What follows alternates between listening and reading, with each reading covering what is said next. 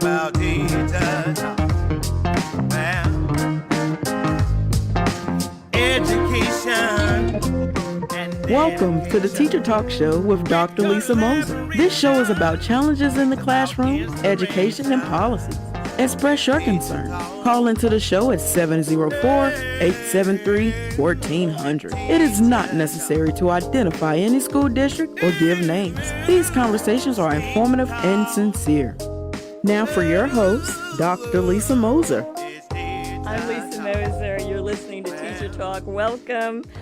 We talk about what teachers are talking about. Teachers are superheroes. We are so thankful to have some of the best teachers possible. Do you have a favorite teacher in your life? Do you remember a favorite teacher in your life? If you do, we want to hear from you.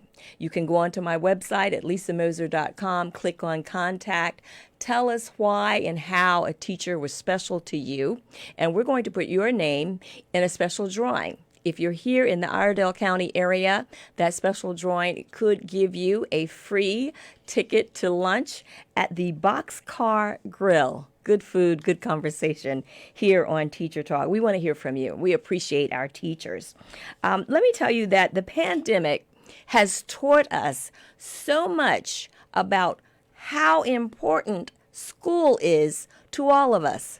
You know, family, oh yeah, that's important during a crisis. But who knew that school was so important that everybody is expecting teachers to keep right on teaching during this pandemic? If you've listened to my show, you know I have all along been saying that we need to wait. Let's make sure that we're certain that it's safe. I don't think that students should have to wear a mask all day, but I do believe that if you're in a crowd, you should have a mask on. Let me say that on this note, and I don't want to dwell on it too much, but I was watching some social media. I was reading some social media, looking at some of the videos, and then there was one post that kind of touched me in the wrong way, a little bit of a nerve there, when they said, well, you know, the medical staff, the nurses and the doctors, they're going to work, they're dealing with COVID every day. And I'm like, duh, the medical staff are professionals. I'm grateful for them, and they are trained to deal with illnesses such as those that can occur in a pandemic. Teachers are not. And then I read another post, it was actually on my social media on Facebook, where they said, well, you go into the stores and the cashiers, they're working through the pandemic. I've been a cashier, and it's nothing like being a teacher. If you are a teacher, especially a middle school teacher, you have about 20 to 30 students at a time. And for a middle school teacher, you probably have 3 to 5 periods every day. So that means you might have 80 to 110 students all day long, every week. I just don't get the comparison. I'm sorry. My guest is the vice principal of the Redemption Christian Academy, a very prestigious private school. I'm very happy to be talking to her, especially when we can get away a little bit from the COVID and talk about student achievement, talk about this academy and the wonderful work that they are doing. Are you there? Laura Holmes, welcome to Teacher Talk. Red, do you hear her? Because I'm not hearing anything. Let me tell you that this school is a private school. It's located in upstate New York. I can hear you now, Lisa. Oh, I hear you too. Thank you. Oh, good. Thank you for joining us. How Laura, are you? May I call you Laura? Absolutely. You can call me Lisa. Laura, right. Your school is located upstate, but you do have students that are enrolled from all over the country. All over, and also all over the world. We have over 30 countries that have been represented at Redemption. Oh, I did not know you had that kind of diversity. Tell us more about what makes your academy special. Well, I'm here with my colleague, Sandra Luris, and we're one of 4 remaining historically black boarding schools in the country. And when you say boarding, explain the difference between boarding and what's not boarding. Well, boarding meaning that the students actually stay on campus. They can do 5 or 7 day boarding. We also have day students, but of historically black boarding schools. We're just one of 4 that are remaining. We were founded in 1979, so over 40 years of academic excellence. And we have a 1 to 2 year postgraduate program also, which is a little unique, so that students who may have graduated but maybe need some additional support either to bring up some of their academics, to get some preparation just for the social transition to college, they can do that. Parents who want them to sort of experience being away from home, knowing how the attrition rate going to college is very high for young people, this is a great opportunity. It's a nurturing environment. It's safe. It's a family atmosphere. So very unique things about our program. Now, I was not aware that you had enrollment not only nationally but internationally. I'd like to hear a little bit more about the diversity, because I was under the impression that this was an African-American school. Well, we are, but we take students from all over the world. We've had students from various countries in Africa, Liberia, Cameroon, Senegal, Ghana. Wonderful. So quite a few have been represented. Also, Korea, China, Germany, Italy, France, Russia, Taiwan. So we have just a wide range of representation. That's Serbia. Wonderful. I just learned something, and I love that, because for years I taught at an international school, a middle school. It was a language acquisition program in Georgia.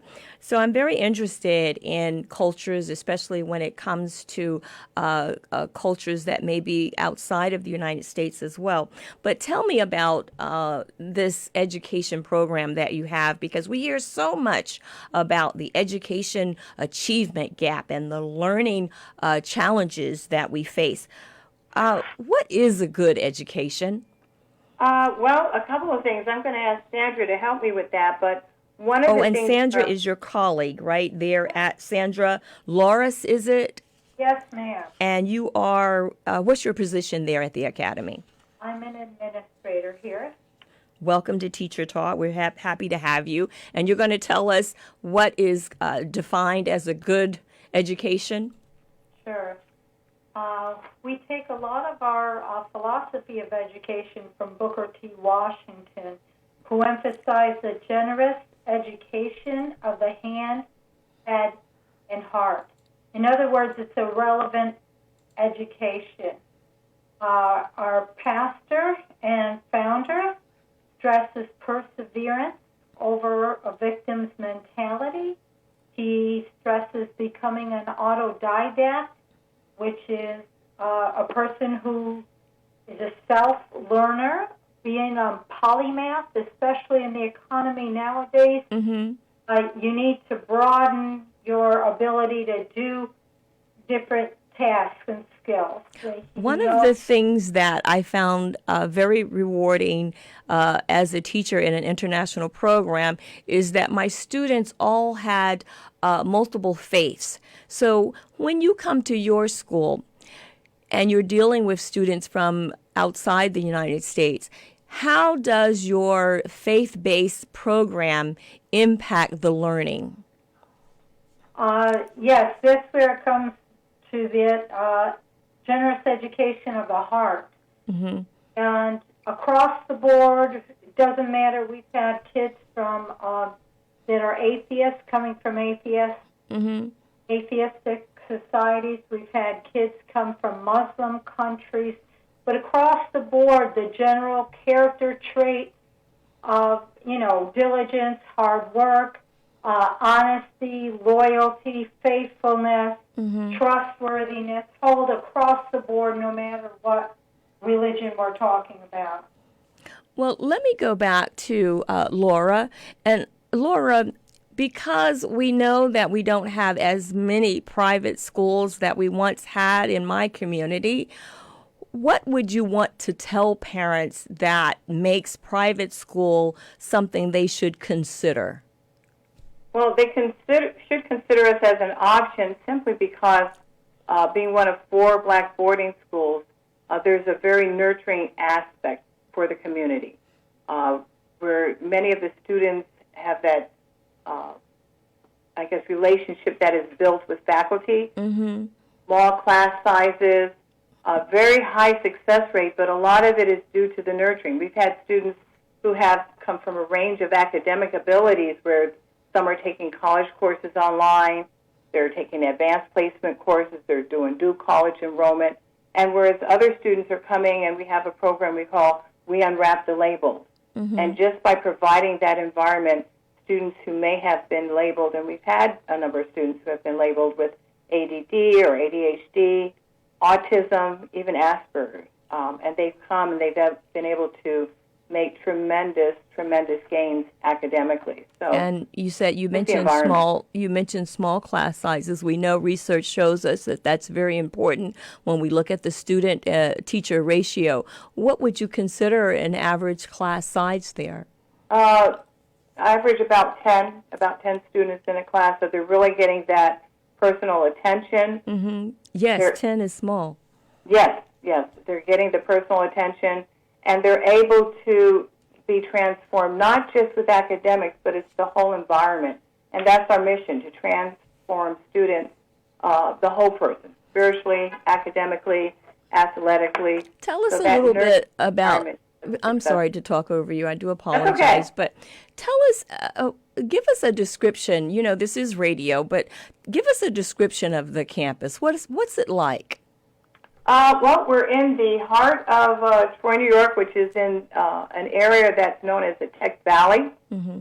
We're walking distance to Rensselaer Polytechnic Institute. There's a lot of major colleges right in this area, so it's a college town. Mm-hmm.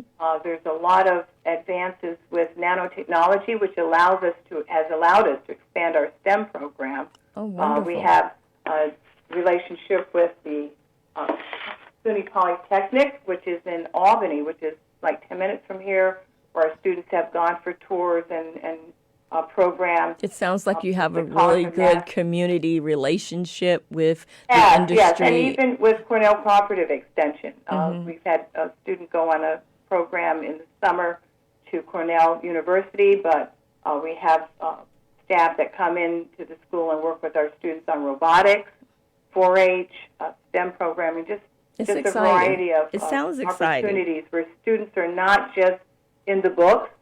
It's so important to get hands-on training and exposure. So that's what we're doing. We also have I love that. And student-led projects and hands-on. I love all of that. Exactly. Tell me about who can go, who can afford to go. What if I'm like a parent, I'm sitting on the fence, I don't know if I want to sacrifice and do this, and I come to you, what would you tell me? Well, we're uniquely affordable. So, if you look at the cost of private education, typically you're talking $40,000 to $50,000 that parents would have to pay. Our tuition is under $30,000, so it's very affordable.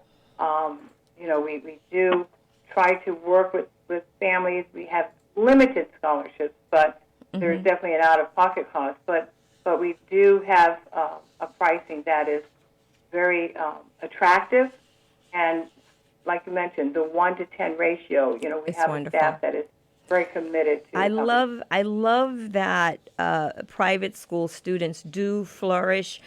We have to go to a break, Ms. Holmes, Laura, but let me just say that when we come back from the break, we are going to speak with an alum of your academy. We're going to find out what's going on in her life, who her favorite teachers are, and what she's doing today. So please don't go away. We're going to be back on Teacher Talk.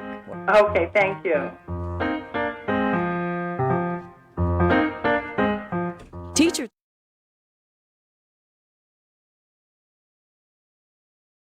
made public and made possible by public contributions to the Upwind Project.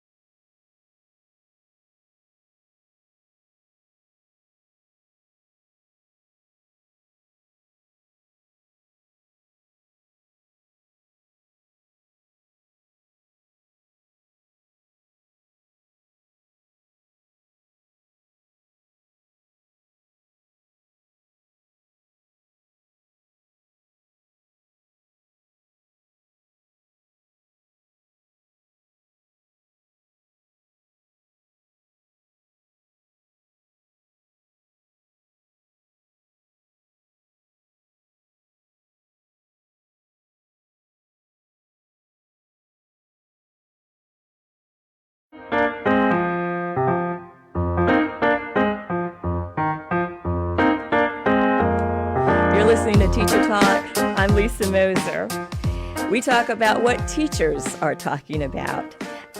On Tuesday, we have our Teacher Talk peer support groups. They're online. They're absolutely free. We talk about self-care, teacher appreciation. We have special guests, and it's just a wonderful experience. We're helping each other. And so if you're interested, please log on to my website. That's lisamozer.com.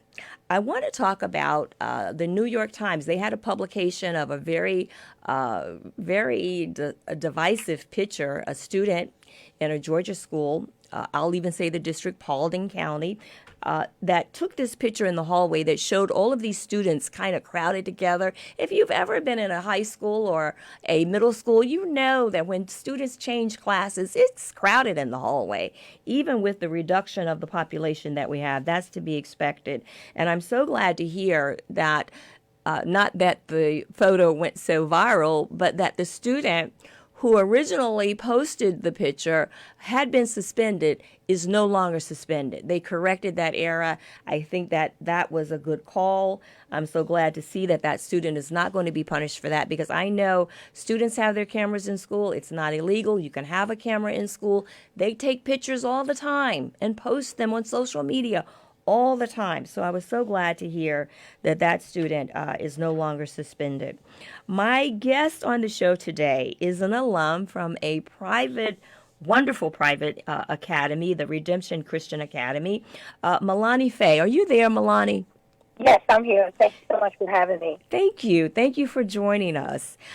I have to ask you about some of your experience at the academy, and then I want to get into who was your favorite teacher and what you're doing now. So in, a minute or less, because it is radio, tell us about your experience at the academy.